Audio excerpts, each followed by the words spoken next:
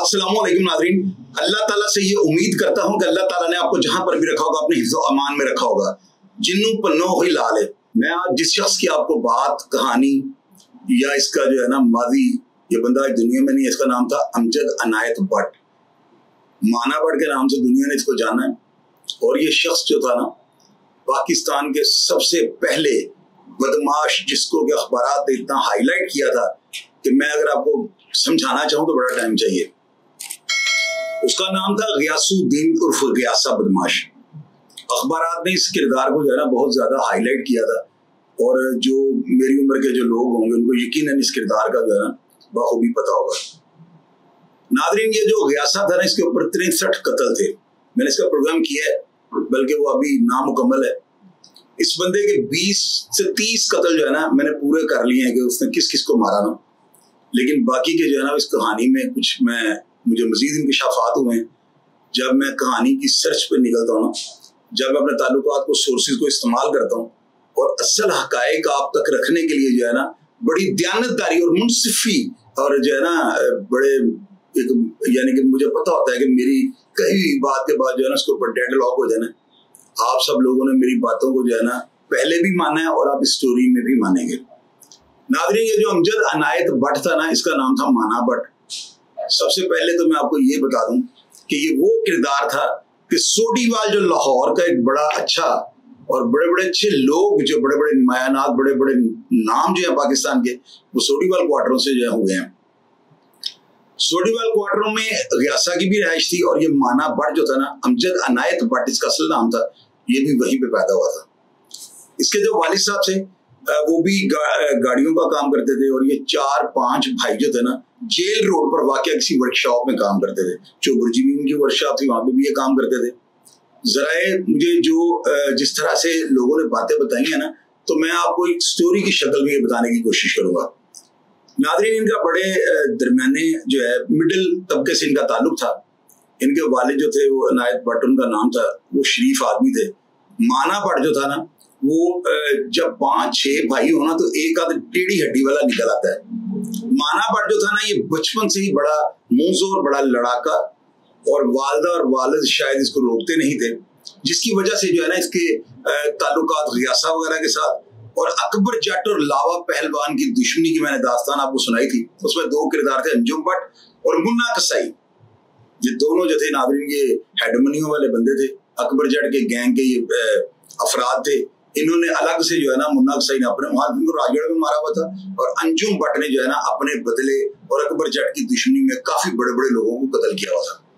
ये गयासा के बाद के दौर जो है ना दौर के ये अफराद थे। पहले ये गयासा था, जब गयासा सजाए मौत हो जाता है गालिबन 82 में या 81 में, उसके बाद जो था ना ये अंजुम भट्ट और मुन्ना कसाई इसके साथ शामिल हो जाते हैं।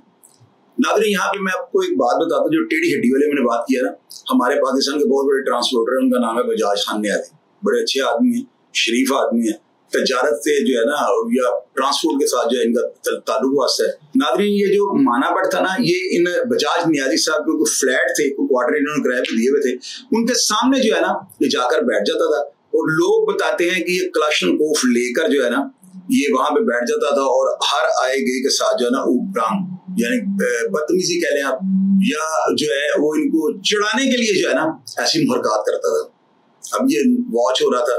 आजम नियाज़ी जो थे और बजाज नियाज़ी, ये बहुत छोटे थे उस वक्त। इन्होंने जाकर जो है ना उसको समझाया, लेकिन उसकी बात समझ में नहीं आई। वो अपनी ताकत के जोर में ये जो इश्तिहारी उसके साथ मुन्ना कसाई और वो जो साथ अंजुम भट्ट थे, ये और गयासे का नाम इतना बड़ा था कि उसका नाम लेकर जो है ना ये गब्बर सिंह से बड़ा नाम था पाकिस्तान के लिए। खैर नाज़रीन, जब नियाज़ी साहिबान और नियाज़ी बरादरान जो हैं वो इससे तंग आ गए ना, तो उन्होंने जो है ना इसको दूसरा तरीकाकार इस्तेमाल किया। लोग कहते हैं कि जी उन्होंने इसको जो है ना कत्ल करवाया था, और कुछ लोग ये कहते हैं कि माना भट्ट जो है इसको किसी और शख्स ने आकर वहां पर कत्ल कर दिया था। खैर इसके कत्ल की जो FIR थी वो बजाज खान नियाज़ी के ऊपर और आजम नियाज़ी के ऊपर दर्ज हुई। वो बैरून मुल्क चले जाते हैं, 2-4 साल के बाद जब वो वापस आते हैं तो आके परे पंचायत में कुरान पे वो हलफ देते हैं कि जी हमने माना भट्ट को नहीं मारा, जिसकी वजह से जो है ना सारी पंचायत इनका आपस में राजीनामा करवा देती है। नाज़रीन आप ये देखें कि माना भट्ट जो है ना उसका इतना बड़ा नाम था और इस बंदे ने गालिबन 78 या 80 में जो है ना प्लाजा सनमे के बाहर एक मर्डर किया था। उसके बाद ये जो बंदा था ना, एक आपको बड़ी तारीखी बात बताऊंगा, और जो अफराद ऐसे किरदारों को या इन किरदारों को जानते हैं वो आपको इस बात की जो है ना गारंटी देंगे, शाहिद चौधरी ने ठीक कहा है। लाहौर शहर के अंदर 3 बैंक डकैतियां करने वाला एक ही गैंग था, व्यासा बदमाश था, इसका गैंग था वो। और उसमें कौन अफराद थे? अंजुम भट्ट था, मुन्ना कसाई था, और उसके अंदर ये जो था ना माना भट्ट था। यानी एक दिन के अंदर शहर लाहौर के अंदर 3 बैंक डकैतियां। चूंकि इसमें माना भट्ट बाद में पकड़ा गया था और उसमें मुन्ना कसाई, अंजुम भट्ट बाहर पुलिस मुकाबले में मर चुके थे, व्यासा फांसी लग चुका हुआ था, तो लिहाजा वो जो है ना बेनिफिट ऑफ डाउट और शकूक व शुबहात जो है ना पूरे वो ना तफ्तीश को इस तरह की नहीं मजबूत थी, इस तरह की नहीं, यानी मजबूत नहीं सलासा लिखा गया था, जिसका रिलीफ लेकर जो है ना माना भट्ट उस केस में से बरी हो जाता है, बैंक डकैती में से।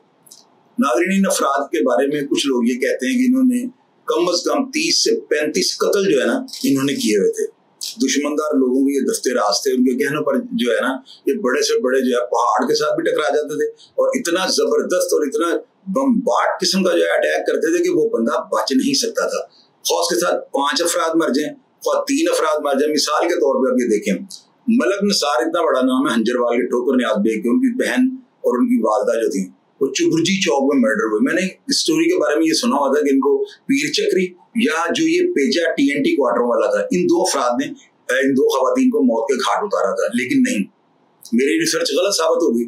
वो मुझे इस स्टोरी को जब इसकी तलाश में इसके तमाम हरकत और पहलुओं का जायजा लेने के लिए निकला ना, तो फिर मुझे ये पता लगा कि उसके कत्ल में जो था ना माने भट्ट का हाथ था। अब नाज़रीन आप ये देखेंगे कितने, यानी अब उसमें लोग ये कहेंगे वो किराए के कातिल थे, या लोग ये कहते हैं कि वो दुश्मनदार, और जो भी था, ये चीजें मेरी जो इन्वेस्टिगेशन है, जो मैंने आपके सामने हालात वाक़यात रख रहे हैं, मेरे सामने ये सारी चीजें आएंगी। अब नाज़रीन माना भट्ट जो था ना वो उसके ऊपर जो था ना काफी ज्यादा मर्डर, जो आज भी लोग जो है ना सवालिया निशान है कि ये मर्डर जो उसने किया हुआ, इस तरह के ब्लाइंड मर्डर जो थे ना FIR किसी और पर दर्ज थी, मारे वो बंदे माने भट्ट ने हुए थे, अंजुम भट्ट ने हुए थे और मुन्ने कसाई ने। मुन्ने कसाई को जो बाद में शरीफ भट्टी साहब इतने तगड़े पुलिस इंस्पेक्टर हैं, उन्होंने उसे पुलिस मुकाबले में पार कर दिया। अंजुम भट्ट था ये गालिबन सियालकोट वाली साइड पे कहीं पे जो है सियालकोट की पुलिस के साथ मुकाबले में मारा गया था, लबा मोटी वाला। और ये आपको याद होगा कि एक जो हमारे आसिफ अली पोता है, उन्होंने एक एडिशन छापा था जंग अखबार में ना, जो पहला इंटरव्यू था इन मफरूरों और इश्तिहारियों का, वो उन्होंने जंग पे जो है ना फ्रंट पेज पे ये सारे इश्तिहारी जो थे ना, अकबर जट वगैरह हमायूं जो थे, पान मंडी वाले हमायूं खान साहब, इन तमाम अफराद का, तो ये वही जत्था था जो माने भट्ट के साथ सारे अटैच थे। स्टेन गन और क्लशिनकोफ का दौर ही नहीं था। जब मैं आपको बात सुना रहा हूँ वो न्यादी वगैरह को, ये गालिबन जो है ना 84, 83, 85, 86 या इससे राउंड फिगर के जो दरमियान के ये वाकयात हैं।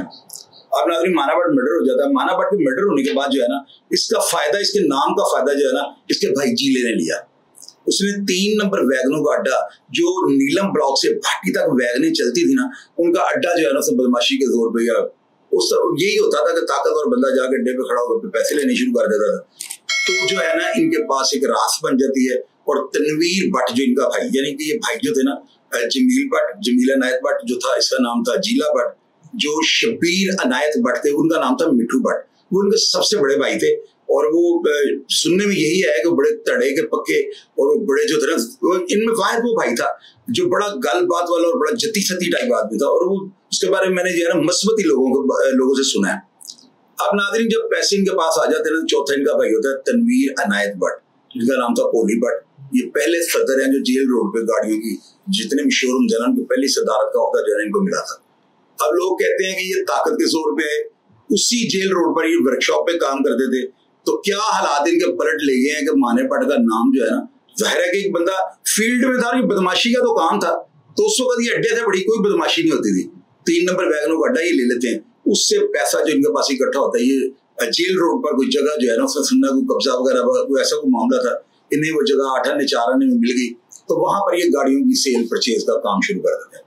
पोली भट्ट जो बेसिकली वो भी क्रिमिनल माइंडेड आदमी था, जाहिर है कि जो बंदा जल्दी से पैसे समेटना चाहे, शॉर्टकट करे, वो सिस्टम के अगेंस्ट चलेगा। और जो भी बंदा या कोई भी ऑर्गेनाइजेशन जो सिस्टम के खिलाफ चलते हैं, जाहिर है उसको अंडरवर्ल्ड ही कहेंगे, और उसको आप क्या कह सकते हैं। पोली भट्ट जो था ना, ये अपने असर रसूख और सदारत के ओहदे की वजह से जो है ना अफसरान में बैठना शुरू कर देता है, सियासतदान इसके पास आना जाना शुरू हो जाते हैं, इसका ग्रेड जो था ना वो बहुत ज्यादा अप हो जाता है। पोली भट्ट का एक नाम बन गया था। अब नाज़रीन इस नाम का फायदा जीला भट्ट लेता है। जीला भट्ट जो था ना, ये नवाकोट के इलाके के अंदर जो है ना, या जो ये छप्पर साहब वाली साइड है, वहां पर ये जो है ना, किसी लोग बताते हैं कि कब्जे की जगह थी, लेकिन चंद अफराद ने मुझे ये भी कहा है कि ये कोई जाती जो है रंजिश की बिना पर वहां जाता है। 3 अफराद जो थे ये टोटल थे, एक जमील और जीला भट्ट, और दूसरा इसके साथ था पितरस मसीह, और तीसरा हनीफा एक लड़का था सोडीवाल क्वार्टर वाला। ये शफीक बाबा का भाई हनीफा नहीं, ये हनीफा सोडीवाल क्वार्टरों का रिहायशी था।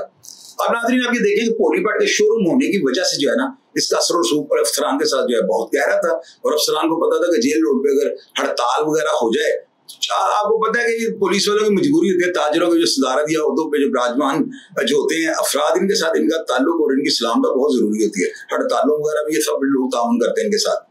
खैर नाज़रीन, ये फायरिंग इतनी शदीद वहां पर करते हैं, उस फायरिंग के नतीजे में एक रमजान नामी कांस्टेबल जो उमर विरक साहब के लिए बड़ा काम करता था और उनके लिए बड़ा करामत आदमी था, वो उस जगह पे हलाक हो जाता है, 2 राहगीर मारे जाते हैं। 3 अफराद की FIR जीला भट्ट पर दर्ज हो जाती है, और जीला भट्ट को उस वक्त सार बंदे ने ये कहा था कि जीला भट्ट को पुलिस मुकाबले में मार दिया जाएगा। उमर विरक साहब जो है ना, वो अपने किसी भी कांस्टेबल का जो खून था वो रायगा नहीं जाने देते थे। ये तारीख बड़ी पड़ी हुई है, अगर किसी कांस्टेबल को, मतलब तुरुप को देख लें आप, अब नवीद लंबी वाले को देख लें, उसके अलावा और मैं आपको 3-4 जो है ना वो मैं सबूत दे सकता हूँ कि अगर उमर विरक साहब के कांस्टेबल की तरफ किसी ने देखा है ना, तो जो किसी ने या शहीद किया या फायरिंग की है, वो बंदा जिंदा नहीं रह सका। अब इसको जेली पुलिस मुकाबला कहेंगे, जो भी कहें। उमर विरक साहब ने 2 बंदे पितरस मसीह और हनीफा जो था ना सोडीवाल क्वार्टर वाला, इन दोनों को मुकाबले में पार कर दिया। अब जीला भट्ट जो था, इसको जो है ना उमर विरक साहब ने रिलीफ दे दिया। पोली भट्ट ने पूरा अपने फोर्स लड़ाए, और किसी भी तरीके से जो है ना उसने अपने भाई को उस पुलिस मुकाबले से बचा लिया। जीला भट्ट जेल आ जाता है। इसके ऊपर इतना तशद्दुद हुआ होता है कि इसके गवाह जो है सैयद फुरकान शाह साहब, इतने मशहूर है, मेरे प्यारे भाई हैं, उनके भाई फरहान शाह साहब, चौधरी साजिद वगैरह, शाहिद न्योंग इस वक्त जेल में था। मैं खुद उस वक्त जो है ना किसी अपने मुकदमात में फेस कर रहा सारे मामला को। चंद पहलवान जो था, वो जो बड़ा चंद थे, वो भी जेल के अंदर थे। उसके अलावा पत्तो खान, पिची खान, उसके अलावा काली चबेल, बहु बस्सी वाला, नादू, उसके बाद उसका जो रांझा था लड़का, अदालत खान, दिलावर खान, हाफिज नूर, उसके अलावा जो अद्दो स्टेशन वाला, उसका भाई काला, जो मामा कुतियों वाला था, उसके अलावा राजे के वालिद साहब, उसके अलावा तारक खान, यानी ये सारे अफराद जो है ना, आप इनसे इस बात की तस्दीक कर सकते हैं कि जीला भट्ट जब जेल के अंदर गया है 94 में, तो इसकी राइट जो टांग थी ना, वो तकरीबन पुलिस वालों ने तोड़ दी थी, और उसके ऊपर प्लास्टर हुआ था, गोडे से नीचे रखकर जो है ना, वो डायमेस्टिक प्लास्टर की हालत में जो पुलिस इसको छोड़ गई। यानी कि इसको सिफारिशात के बावजूद उस कांस्टेबल के कत्ल में जो है ना, पुलिस वालों ने समझ ले पता नहीं किस तरह से छोड़ दिया। हैरानकुन बात थी। खैर जीला भट्ट अंदर आ जाता है, और इसके ताल्लुक शायद न्योंगी जेल में था, हाफिज नूर साहब अंदर थे, पता नहीं उस वक्त जो जेल का था फुल अरूज था। ये पीक का टाइम था 94 और 95। उसके बाद ये जेलें नीचे आई हैं, वो सियालकोट वाला सानहा हो गया, जजीज का मर्डर हो गया, जेलों पे फायरिंग और अटैक इस तरह के हुए कि जेलों पे वायरलेस हो रही बड़ा। उससे पहले बहुत ज्यादा हालात खुले थे। हर नादरीन फिर क्या होता है, वो जीला भट्ट जो था ना, वो 2-1 साल या 11 या 16 महीने के बाद जो है ना जेल से रिहा हो जाता है। वहां पर जो है ना जीले भट्ट का बड़ा गहरा ताल्लुक था टोनी भट्ट के साथ, जिनका केबल का काम है, सोडीवाल पर बहुत बड़ा दौर का नेटवर्क है उनका भाई शाहिद भट्ट भी अंदर था। इनके साथ जो जीला भट्ट के बहुत गहरे ताल्लुकात थे। जीला भट्ट की अच्छी खासी मुलाकात होती, इसके घर वाले बड़े तकड़े थे, जेलों को कटवाना और ये अंदर से काटना जानते थे। नाज़रीन, इन सारे वाकयात के बाद इनका जो बड़ा भाई था ना शबीर अनायत भट्ट, जिसका नाम था मिठू भट्ट, वो नीलम ब्लॉक के अंदर जो है ना कहीं पे वो उनका कोई झगड़ा हुआ है, उन अफराद ने जो है इनके घर पे फायरिंग की है। उसका बदला लेने के लिए जो है ना इनका सबसे बड़ा भाई मिठू भट्ट, हालांकि वो बंदा, उसके बारे में मैंने बड़ा कंफर्म जो लोगों से पूछा है, वो बताते हैं कि वो बंदा बड़ा टैके वाला और बड़ा तकड़ा टाइप आदमी था ना, और वो बड़ा यानी कभी किसी गरीब से ज्यादती नहीं। वो इनके बिल्कुल होते हैं भाइयों के अंदर यार, 5-6 भाई हों। एक इनका भाई था वसीम जो था, और एक इनका भाई था शहजाद, उसको शाशा के नाम से लोग जानते थे। जो वसीम था उसको लोग बिल्ला कहते थे। यानी इन सब भाइयों के नाम जो थे ना उर्फ बिगड़े हुए थे। जमील जीला, और उसके बाद जो मिठू भट्ट थे वो उनका शबीर नाम था। तनवीर भट्ट जो थे उनका नाम पोली भट्ट था, और इसी तरह जो है ना इन सब भाइयों के नाम बिगड़े हुए थे। मिट्ठू भट्ट साहब जो है ना अपने घर पे होने वाली फायरिंग का जो है बदला लेने के लिए वो इनको नहीं बताते। वो कहते हैं अगर ये गए तो ये ना हो कि यहाँ पे 10 बंदे वो उस जगह पे जाकर मार दें और FIR जो है हमारे सारे खानदान पे हो जाए, क्योंकि थे तो इसी तरह के। मिट्ठू भट्ट साहब अपने साथ 1-2 अफराद को लेकर जाते हैं, वो बंदे आगे से तैयारी में बैठे होते हैं। नीलम ब्लॉक के अंदर ये फायरिंग होती है, 2 तरफा फायरिंग के तबादले में मिट्ठू भट्ट साहब हलाक हो जाते हैं। ये भी बाप बंद हो गया, माना भट्ट भी दुनिया से चला गया। मिट्ठू भट्ट बड़े भाई थे, बाद में उनका मर्डर होता है और पहला कत्ल इस खानदान को जो था ना वो माना भट्ट ने किया था प्लाजा सैनमे के बाहर। उसके बाद तनवीर भट्ट साहब भी जो पोली भट्ट थे उनकी भी FIR दर्ज हो गई थी ये वाली, लेकिन बाद में सुलह जिस तरह भी जो भी मामला तो सॉल्व हो गया, जेल चले हो गए थे। खैर नाज़रीन, मिट्ठू भट्ट भी जो है ना नीलम ब्लॉक में हलाक हो जाते हैं। उसके बाद जो पोली भट्ट थे ना, इनका जो जेल रोड के अंदर था ना एक शिशला बड़ा जबरदस्त बना हुआ था। लाहौर के सारे अंडरवर्ल्ड्स जितने भी मेंबरान थे, जो लोग जिस ओहदे पर भी थे, कोई स्टूडेंट अगर पॉलिटिक्स में अगर सदारत या वो होता किसी के पास था, या पुलिस अफसरों में कोई माया नाज या मंझे हुए थे, सियासतदानों में जो उभरते हुए सितारे थे, ये सब पोली भट्ट के साथ जो है ना ताल्लुक में और इनके वास्ते में होते थे। बड़ा उस बंदे का टैगा था। उस बंदे ने इसी चक्कर में जो था ना लोगों के साथ सख्ती भी करनी शुरू कर दी। वहां पर जो जेल रोड पे कुछ प्रॉपर्टीज थी उन पर उसने कब्जे कर लिए और सुनने में यह आया कि 2-4 बड़ी गाड़ियों की उन्होंने कोई हेरफेर किया है, कोई लोगों के साथ उन्होंने कोई सख्त रवैया इस्तेमाल करके जो है ना उनकी गाड़ियां जब्त कर ली हैं। और यहाँ पे जो था ना एक किरदार शहजादा सलीम खान का मैं जिक्र जरूर करूंगा। मैंने लोगों से पूछा, वो भी प्रेसिडेंट है। अब आप लोग ये कहते हैं कि प्रेसिडेंट आदमी को बड़ा उठाते बड़ा करते थे, यार जिसको अल्लाह ने इज्जत दी उसको मैं कैसे बेइज्जत कर दूं भी, मैं कैसे उसके खिलाफ बात कर दूं।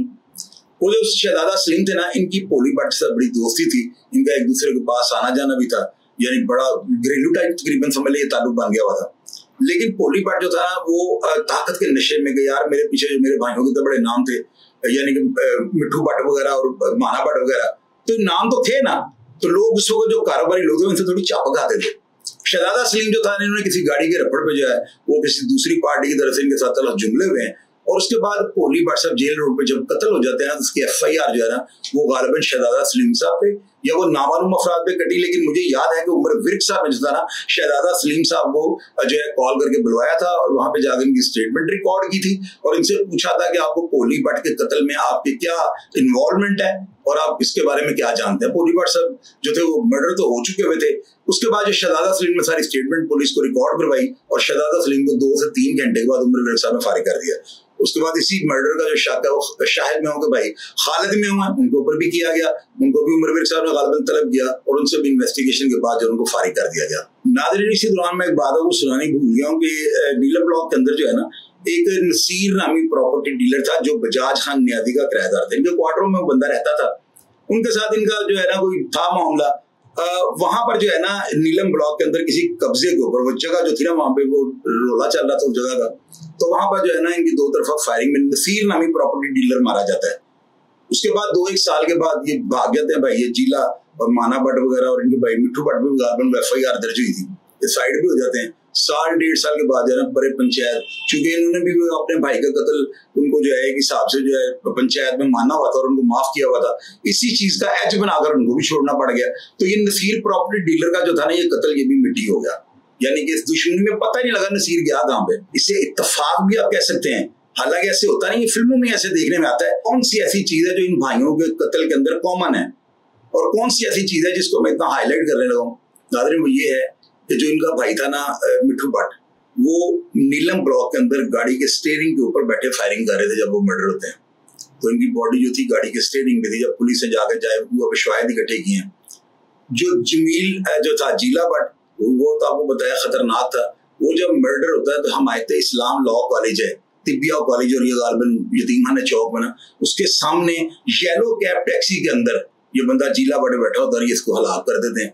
जब इसकी भी वो शवाहिद जब पुलिस वहां पे जाती है और अखबार में जो इसकी जो हिल रोड के ऊपर जो है ना 1 वे आते हुए गाड़ी के स्टीयरिंग के ऊपर उसके ऊपर अटैक करके फिर मारा गया। इससे आप इत्तेफाक करेंगे या कुदरत का कोई मेरी नजर में कोई करिश्मा तो इसे मैं नहीं कह सकता, मैं महज एक इत्तेफाक कहूंगा। और देखिए कितना भयानक है, इन तीनों, बल्कि सुना है कि एक और इनके भाई जो थे ना वो अपनी मौत स्टीयरिंग पे जो थे ना फौत हो गए थे। इसमें जो है ना कहानी के अंदर एक चीज बड़ी दिलचस्प है जो मैं आपसे शेयर करनी चाहूंगा। नाज़रीन, एमए कॉलेज के आगे से कोई भी बस या कोई वैगन गुजरती थी ना, ये स्टूडेंट किसी की नहीं मानते थे।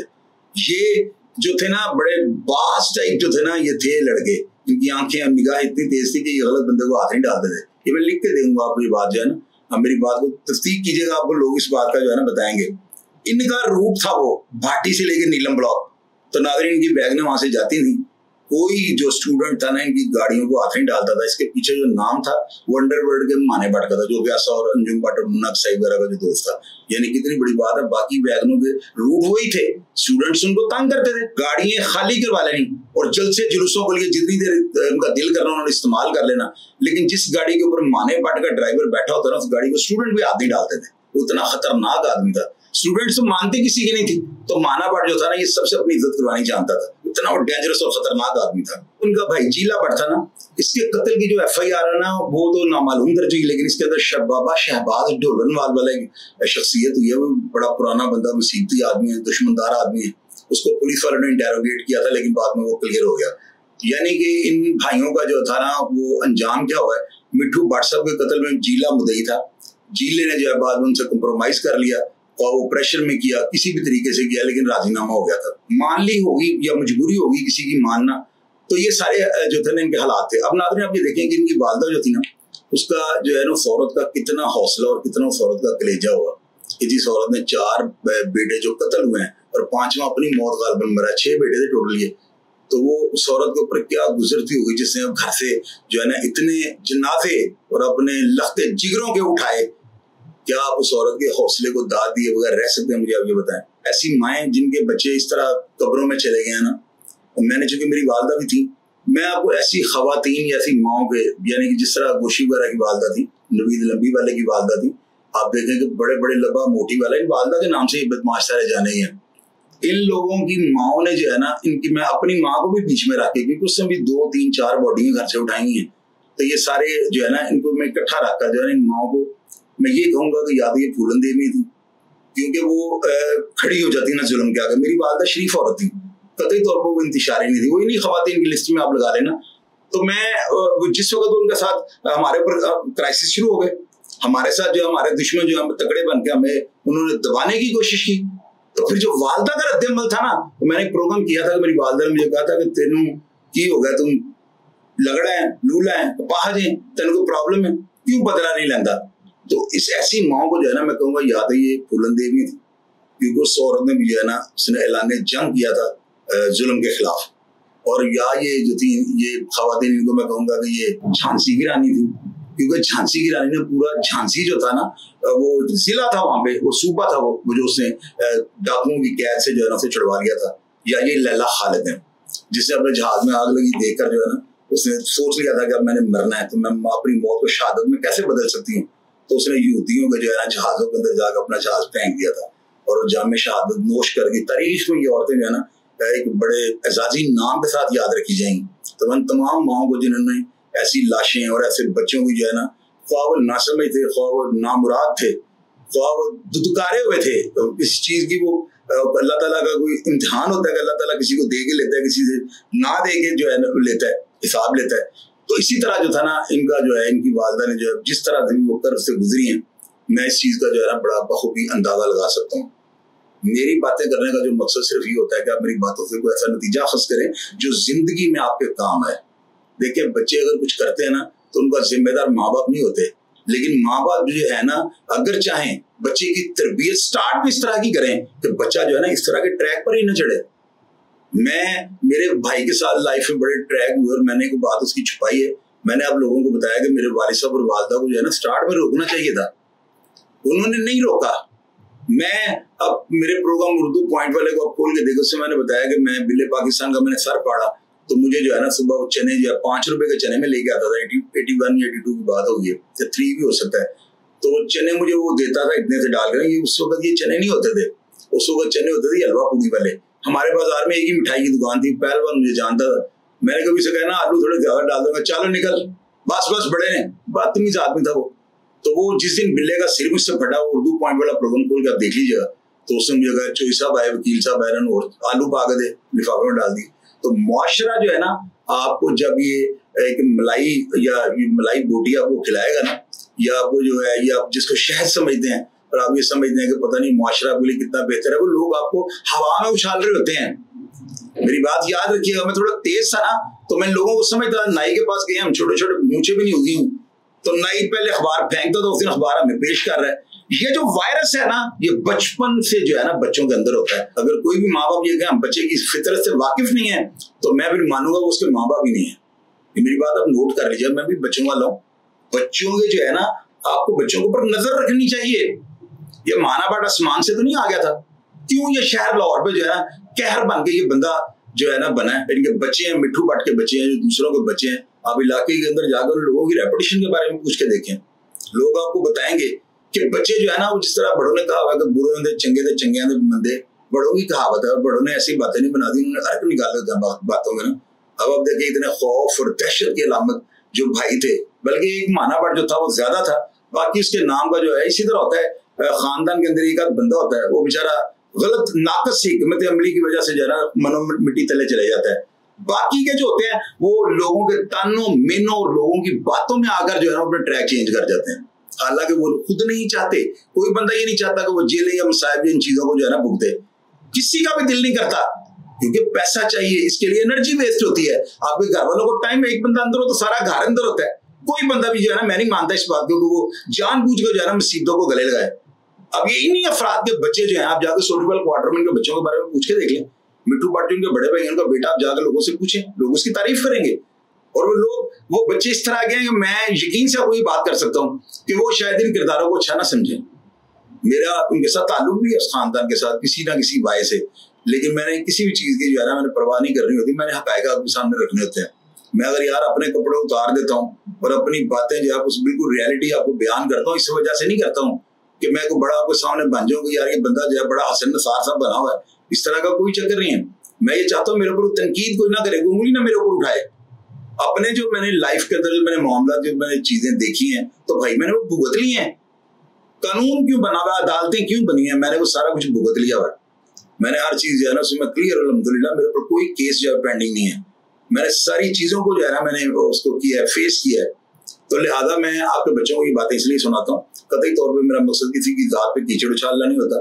मैंने अपने इतने दोस्त नाराज कर लिए, मैंने अपने इतने मिलने वालों को जो है ना वो उनका दिल तोड़ दिया, यूं कह लें कि मुझे उन्होंने कहा कि हमारा बाबा ऊपर कर दें। भैया ऐसे नहीं हो सकता ना, मैं कैसे बाबा आपको ऊपर कर दूं जब आपका बाबा है ही नीचे। तो मैं मजबूर होता हूँ अपनी फितरत से, मैं झूठी कहानियां नार की फैला नहीं सकता हूँ। मैं आप लोगों को कतई तौर पर मिसगाइड नहीं कर सकता हूँ। मेरे मुंह से निकला हुआ एक लफ्ज जो है ना आपके बच्चों का जो है मुस्तकबिल खराब कर देगा।